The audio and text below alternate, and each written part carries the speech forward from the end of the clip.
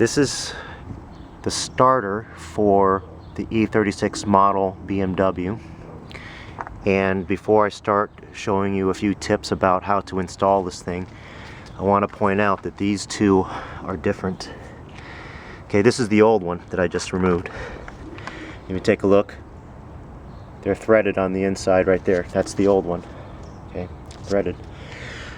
Now this one over here is a new one that's not threaded. You can see that it's not threaded, and the one that I actually installed into the car is just like the threaded one. You see, I bought two of them, both the threaded and the non-threaded one, because honestly I was too lazy to get underneath just to see what type was actually installed in my car.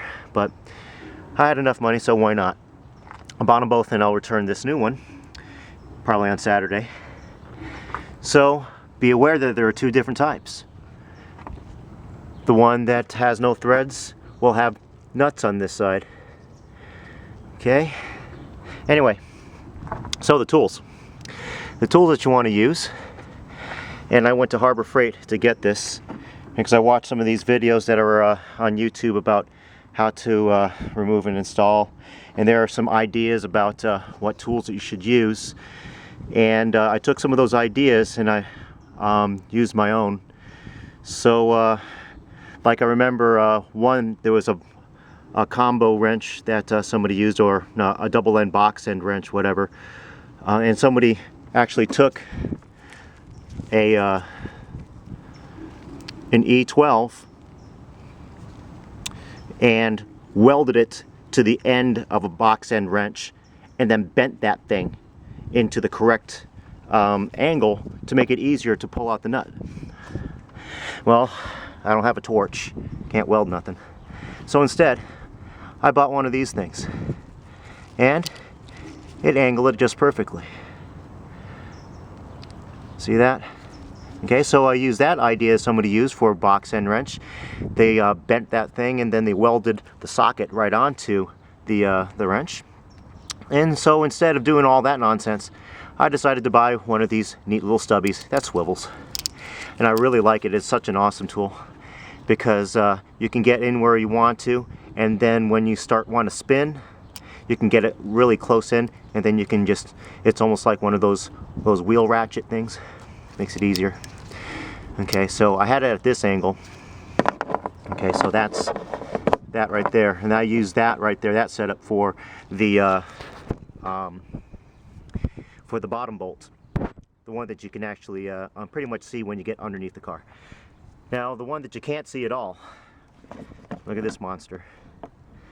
I put on two 6-inch extensions and a 3-inch extension, and same thing over here.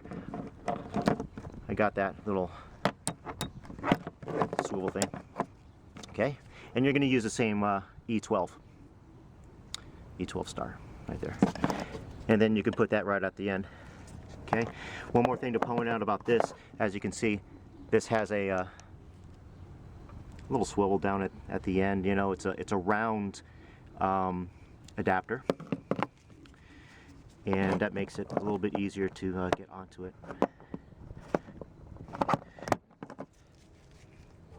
See how that kind of swivels a little bit? Twink, twink, twink, twink. Okay, so that's what I use for that. Makes it easier.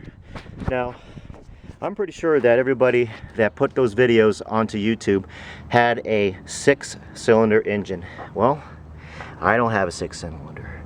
I got a 4-cylinder. It is the 318i, and apparently it's a lot easier because everybody else was pretty much cussing up a storm about how difficult it was to remove a starter, and maybe it's because it is that they were working with a 6-cylinder engine. And I think I saw everybody, they removed the plenum, and I can imagine that would be a pain in the butt, because after you open stuff up and you start removing hoses and clamps and things start falling apart on you,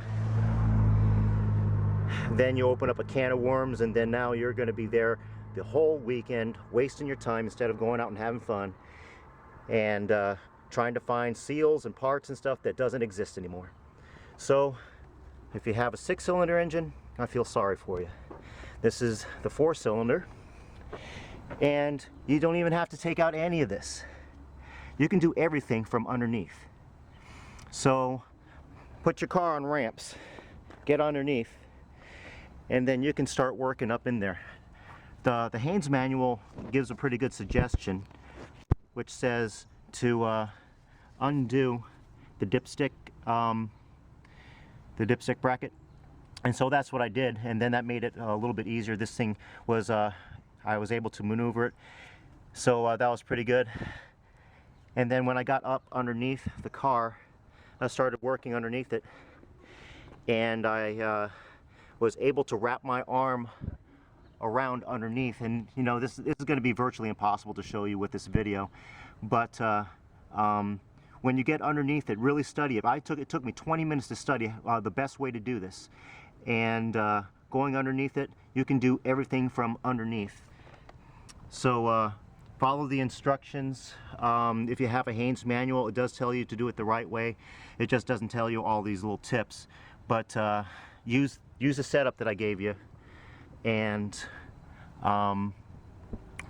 once you start pulling this thing out of here, it'll be kind of hard because the hole that you pull it out of doesn't seem to be very big. But that's where moving this thing out of the way comes in handy. You can even pull this whole thing out, and that's what I did. I actually, after I pulled this apart, I was actually able to pull the entire dipstick out, and that gives you a whole bunch of room. And it was kind of hard to pull out the dipstick actually, because this stupid thing is in the way, so you kind of have to flex it out of the way, and then eventually you'll be able to pull it out. Just be careful, don't break anything. And then there's the brake line, and there's no way you can see that with this stupid video, but there's a brake line down underneath there that's really in the way. And then if you were to just undo the nut that's down underneath there, and then you'll be able to push that out of the way, and then you'll be able to reach everything. So so those are the tips that I have for you. I don't think that there's anything else to really tell you. So work underneath.